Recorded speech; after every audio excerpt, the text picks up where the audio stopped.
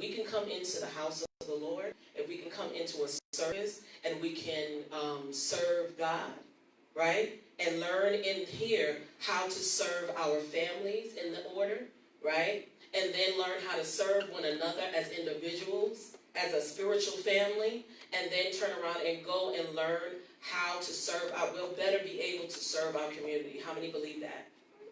How many believe that? You can raise your hand. How many believe that? Right? We have to become a people that is service-oriented. Somebody say ministry is? Ministry is service. Service. That's what it is. Ministry is service. And that is why, from this point forward, we are going to make sure that the focus here is service. Someone say, we're here to serve God, our families, one another, and our communities. That is how we develop, right, a kingdom authority in the earth. Is by making sure that we understand what true ministry and what the true kingdom agenda is. So I want you guys to say this with me.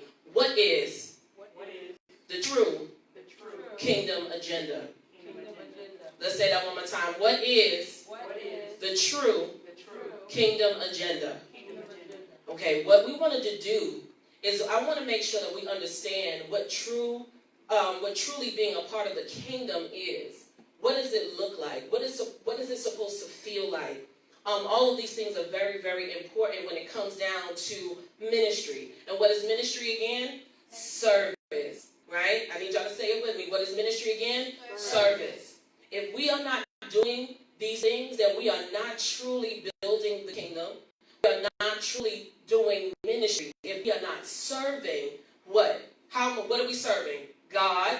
We're serving our families. We're serving one another, and then we're serving our communities. One more time. We're serving our, and then we're serving each other, and then we're serving our communities. That is true ministry. That is true ministry. And we have to learn what the kingdom agenda really is. What is kingdom people? And that's why I told you guys to bring pen and paper, because we need to start defining some things in order to know whether or not we are a part of true kingdom ministry. And whether or not we are truly doing kingdom ministry. It is important, because if we're not doing these things, then we are not doing what God has put us on this earth to do. Do we understand that? Okay? Kingdom people are defined as being under the rule and authority of God. Right? Kingdom people are defined as being under the rule and authority of God. We already defined ministry, and ministry is being defined as service. Let's say it again, service. Now let's define the gospel, because we love to throw this out, that I'm preaching and teaching the gospel. What is the gospel? What is the gospel? Preaching the word. What word? Preaching the Bible only? Let me show you something. This is why we're here, right? For growth and development, right? So let me show you something else. What is the gospel? Define, the gospel means good news.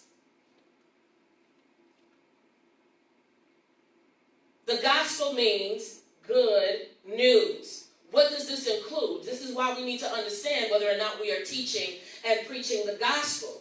Because I believe that what we think is preaching and teaching the gospel secludes us only to one area, and we need to start to develop what it really means to really teach and preach the gospel as Jesus wanted us to do, right? So that means good news. This includes the news about Christ's death, the news about Christ's burial and his resurrection, but it is not limited to those things only. Somebody say it's not limited to that only. It's not limited to that only. What about God's plan for your life? Is that not good news? Yes. What about your purpose? Is that not good news? What about learning about your natural and your spiritual abilities? Is that not good news? What about your dreams and your goals? Is that not good news? So what is the gospel? If we are preaching and teaching the gospel, we need to be preaching and teaching what? The good news. And that is all good news.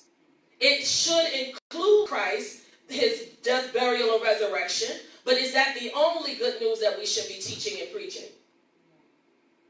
Absolutely not. Because if we stay at the place where it's only being, the gospel is only being about the death, burial, and resurrection of Christ alone, then we've now left people voided about their purpose.